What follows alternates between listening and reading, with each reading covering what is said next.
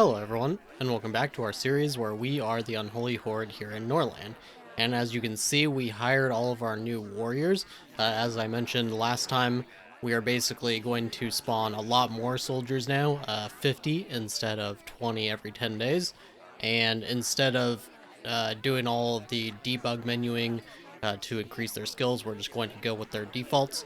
I did go ahead and spawn 2 more commanders that I did actually bump up to the 20 command, just so we at least have some decent commanders.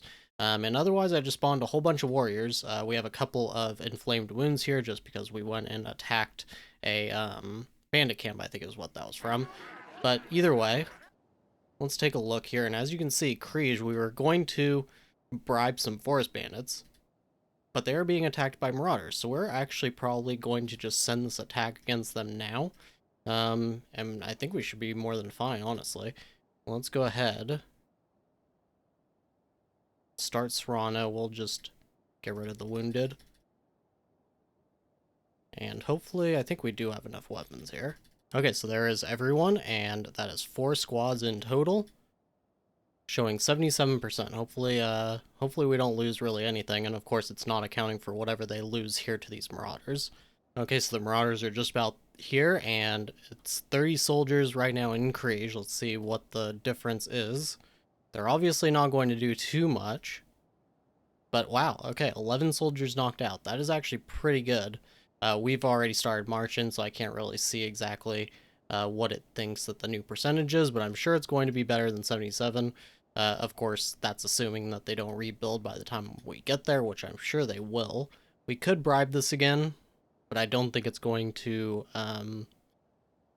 end up hitting Kriege before we actually do our attack, so we may as well just skip it for now.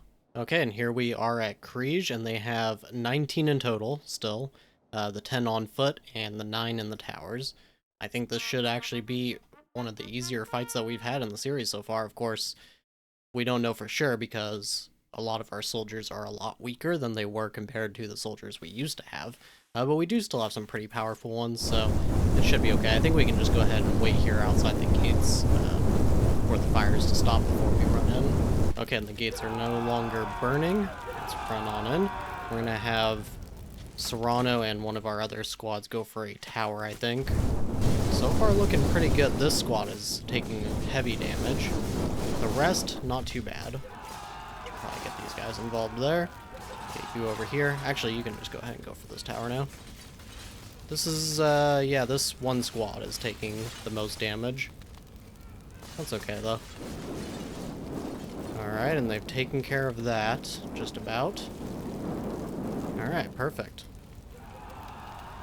So as expected, that was definitely one of our easier fights. I don't really like that Serrano's just standing there underneath the burning building, but hopefully, so 11 dead. All things considered, that is pretty good. So it really is just numbers as far as taking the lowest amount of damage in these sieges. It really is just pure amount of soldiers you have, which makes sense because there are the archer towers.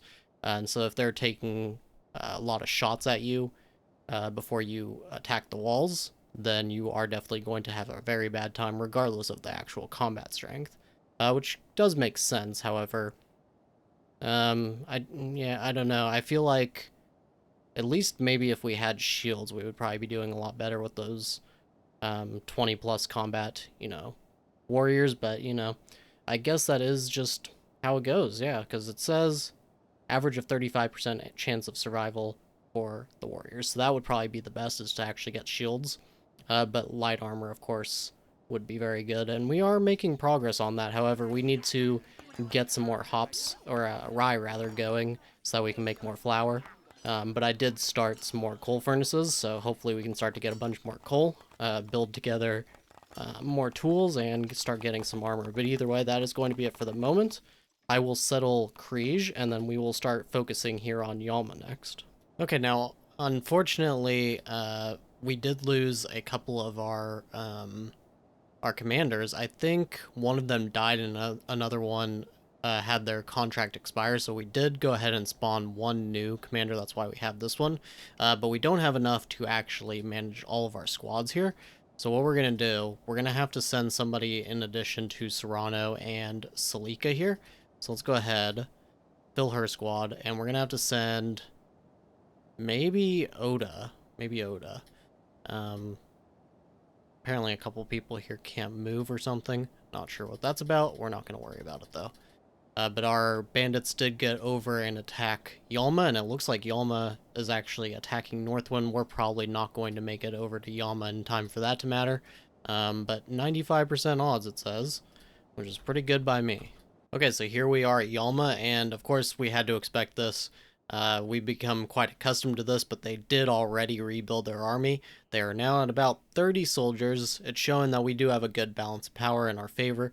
However, I was considering just abandoning ship here and going back home, but I think we can probably do this. We're just going to take a bunch of losses, but we have 5 days left, and then we can spawn another set of soldiers, so let's go ahead and just do this. Hopefully we don't lose Serrano here. They don't even have walls. Okay, I didn't even realize this. I'm so used to just everybody having walls that I didn't realize that Yalma does not. So actually this is probably going to be a whole lot easier than expected. But we are going to take some damage surely on the arrow fire here. I was hoping to take out that tower, but I guess everybody got drawn into this. Ada apparently has already given up. That's not too good. Let's go ahead and attack this tower now. We actually lost quite a bit in this initial skirmish, but looks like we should be good now. Let's have Serrano get in here. Ada died. Okay. So considering there was no walls and we still had a pretty major death, that is not too ideal, honestly. But we will make it work. They're not really listening here. Okay. Perfect. Okay, so that is that. Definitely substantial losses. 13. Definitely manageable.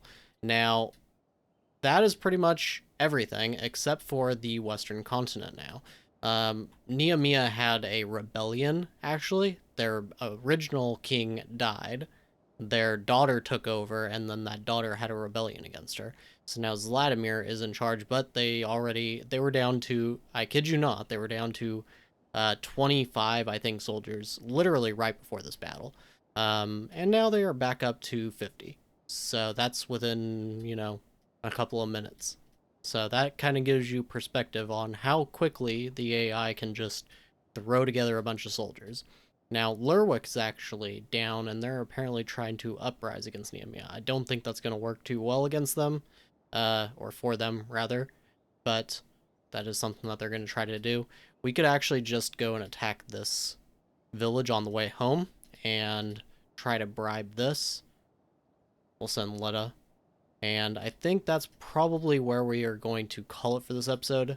Yeah, I definitely think Lerwick is the better target than Arestia. Arestia is super powerful. They're going to need to be like our second to last. Or maybe even, yeah, second to last probably. That we deal with, depending on what's going on with these two cities down here. But yeah, so we are getting very, very close. We may only be a few episodes away. We're going to have to go against Nehemiah, though, at some point, and that's going to be pretty difficult.